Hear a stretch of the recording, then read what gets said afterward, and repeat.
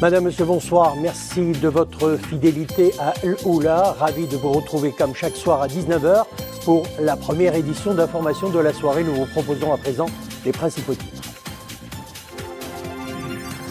Message royal à l'ouverture du 27e congrès de la Confédération africaine d'athlétisme.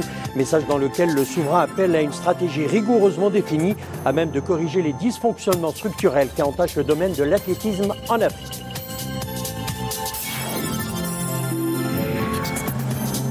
Les travaux du Congrès réunissent une cinquantaine de fédérations membres. Les participants ont mis en avant le rôle capital du Maroc dans le développement de cette discipline à l'échelle du continent.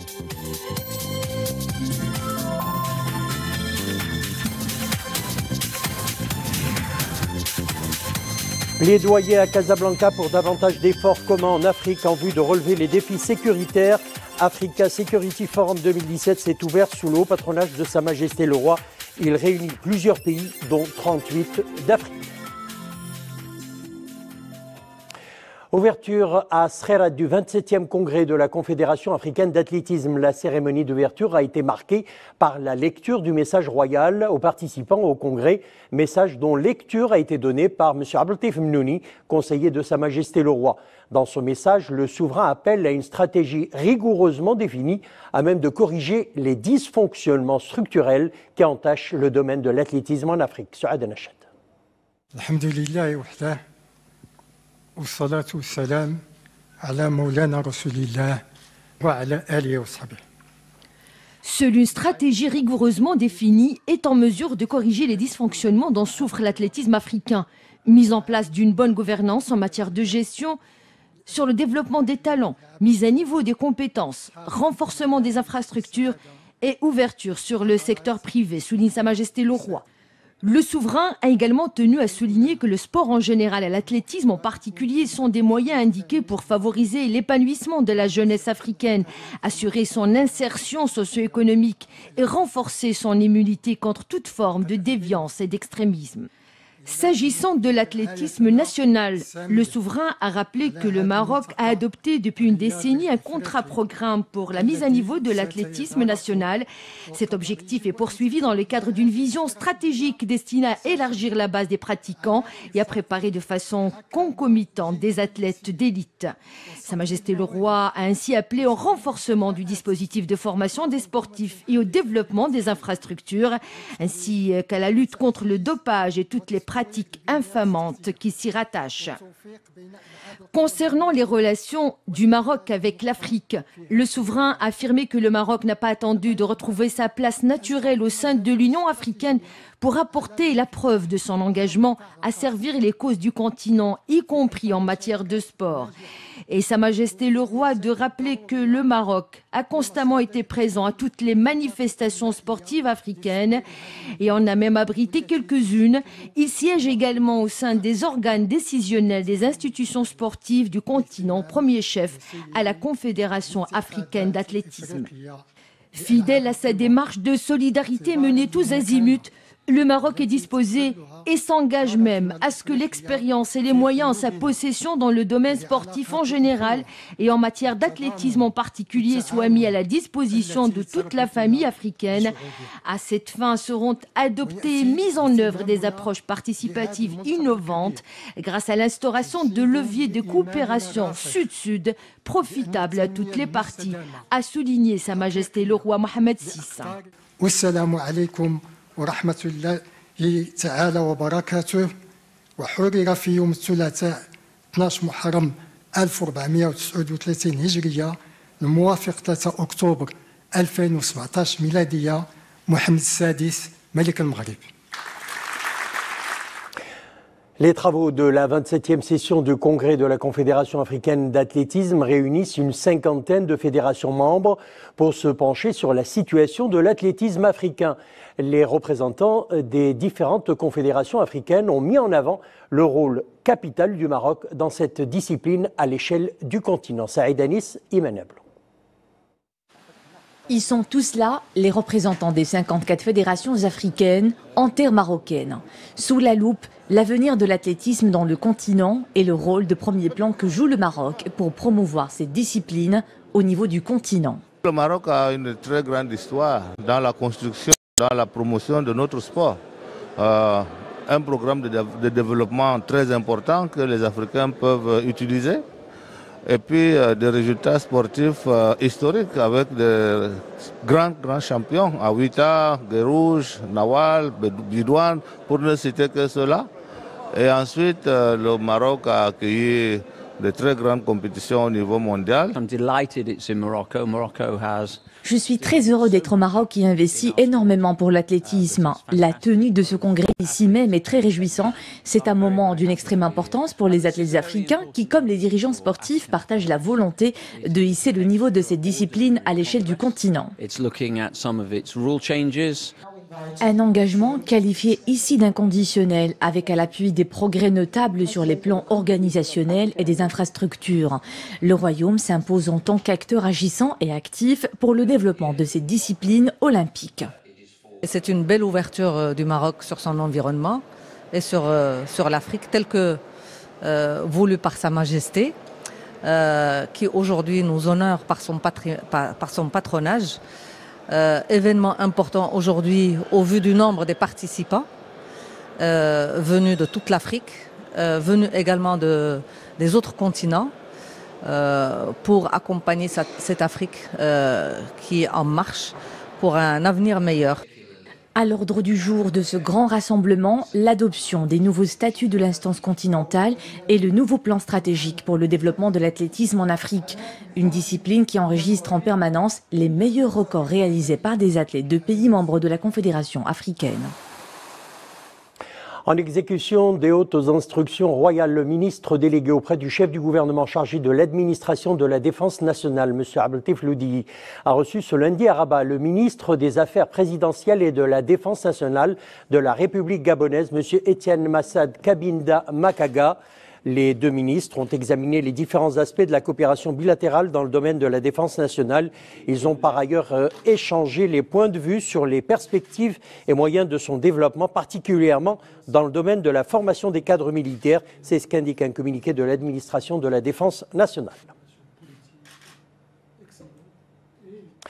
Au Maroc, pour une visite de travail de 2 jours, le ministre français des Affaires étrangères a été reçu par le chef du gouvernement. Saad Eddine El-Othmani et Jean-Yves Le Drian ont abordé les divers aspects de la coopération bilatérale. Les deux parties ont également exprimé la volonté commune d'insuffler une nouvelle dynamique aux relations et d'en élargir les perspectives de coopération. Les discussions ont également porté sur les moyens de renforcer la coordination entre les deux pays autour de questions régionales et internationales d'intérêt commun. Le chef de la diplomatie française s'est entretenu également avec le ministre des Affaires étrangères et de la coopération internationale. Jean-Yves Le Drian et Nasser Bourita ont abordé diverses questions de la coopération bilatérale. Lors d'une conférence de presse conjointe, les deux ministres ont souligné que l'Afrique a été un élément important dans les discussions. Jean-Yves Le Drian a également souligné que le projet de la ligne à grande vitesse est un exemple parfait du partenariat intelligent entre les deux pays. Hasna Ben Gabi, Nissim Hamdaoui. C'est la première visite officielle de travail au Maroc du ministre français de l'Europe et des Affaires étrangères depuis sa nomination à ce poste. L'occasion de préparer avec son homologue marocain les prochaines échéances de partenariat entre les deux pays, axées notamment sur le développement des échanges économiques, la lutte contre le changement climatique et bien sûr les défis et enjeux actuels liés au combat contre le terrorisme.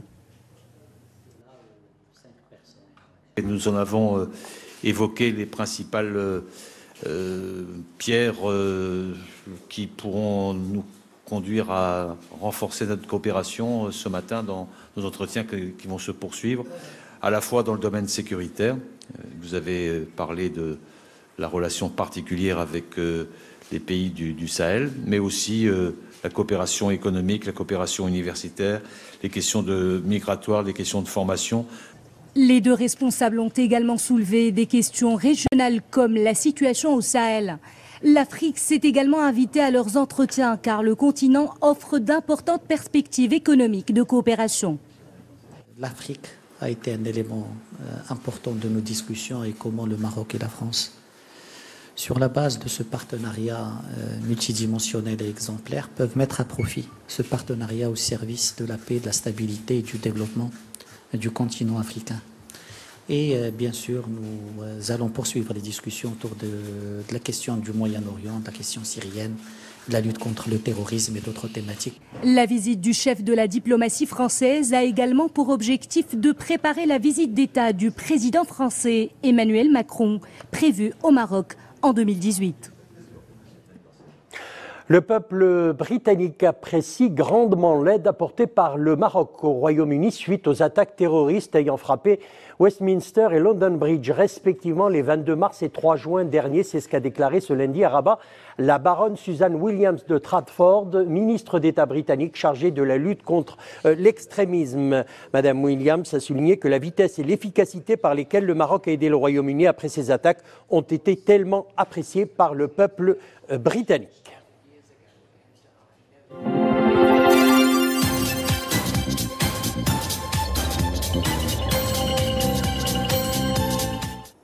On passe à présent à l'actualité internationale. Raid israélien sur une position du Hamas dans la bande de Gaza en représailles, selon Israël, un tir de roquette en direction de son territoire. Le projectile n'a pas atteint Israël et s'est finalement abattu en territoire palestinien, a souligné l'armée israélienne. C'est un char israélien qui a bombardé le poste d'observation du Hamas dans le sud de la bande de Gaza.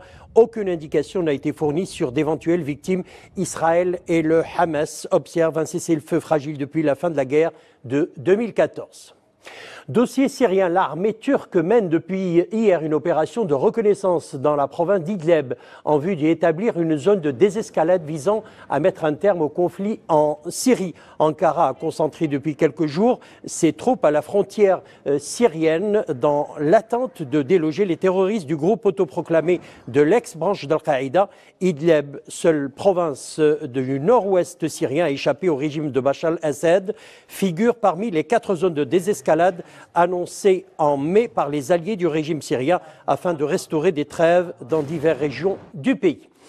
Et puis en Allemagne, la chancelière allemande annonce le lancement la semaine prochaine de pourparlers sur la formation du prochain gouvernement fédéral, affaibli par le plus mauvais score des siens aux législatives, 32,9. Angela Merkel a désormais la tâche ardue de réunir les conservateurs, les Verts et les libéraux du FDP dans une majorité. Elle a d'ailleurs fait hier une concession politique de taille à l'aile la plus conservatrice de sa famille politique, la CSU bavaroise, acceptant de se fixer pour objectif de ne accueillir annuellement que 200 000 demandeurs d'asile. Le Nobel d'économie décerné à l'économiste américain Richard Thaler, le nouveau lauréat, a été consacré pour ses contributions à l'économie comportementale. Né en 1945 à East Orange aux États-Unis, il a eu son doctorat en 1974 de l'Université de Rochester avec la remise ce lundi à Stockholm du prix Nobel d'économie. Cette prestigieuse distinction aura clos la saison 2017 avec un hommage au 79e lauréat de la catégorie.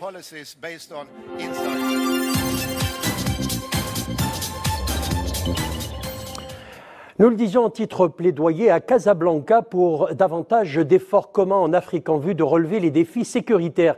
L'édition 2017 de l'Africa Security Forum s'est ouverte à Casablanca, organisée sous le haut patronage de Sa Majesté le Roi par le think tank Atlantis et le Forum international des technologies de la sécurité. Africa Security Forum réunit des experts et responsables sécuritaires de plusieurs pays, dont 38 d'Afrique. Sarah Katir.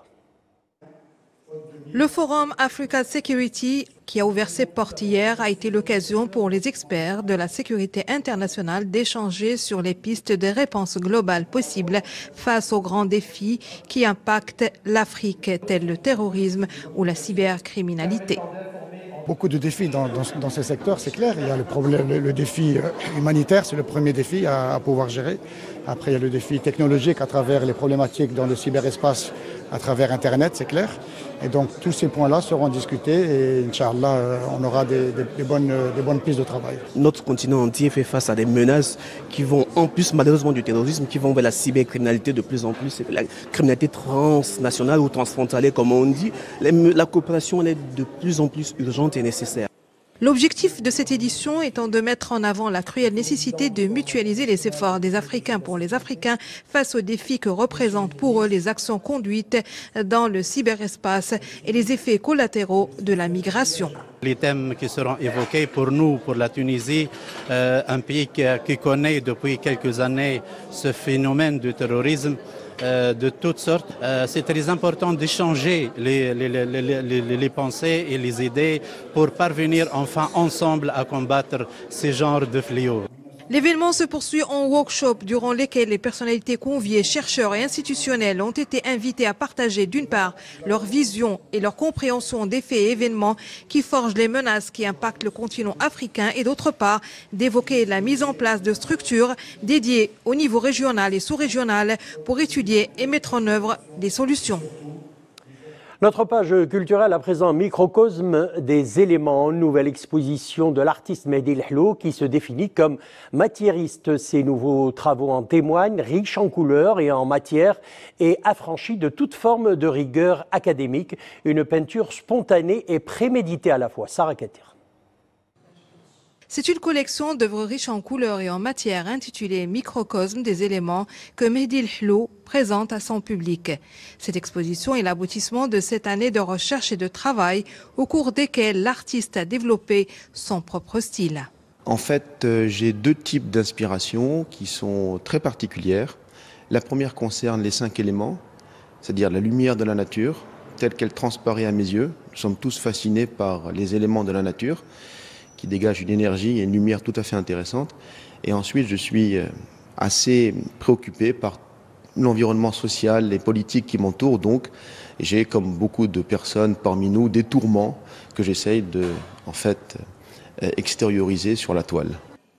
Dans ses œuvres, Mehdi El Hlou explore différentes thématiques sans pour autant abuser de couleurs. Un univers pictural dans lequel l'artiste a développé un style personnel, spontané certes, mais qui préserve la force de l'émotion.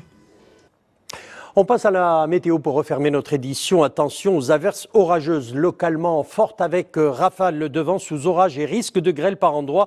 Elles concernent plusieurs régions du royaume. Elles ont déjà débuté à 15h et se poursuivent jusqu'à 23h. C'est ce qu'annonce la direction de la météo nationale. Ces averses intéresseront donc les provinces de l'Haouz, Azilal, Bni Mellal, Khouribga, Stat, Teroudan, Chichaoua, Ouarzazate, Tinghir, précise donc la direction de la météorologie nationale. C'est la fin de cette édition. Merci de nous avoir suivis. Le retour de l'info 21h. Une excellente soirée et à demain.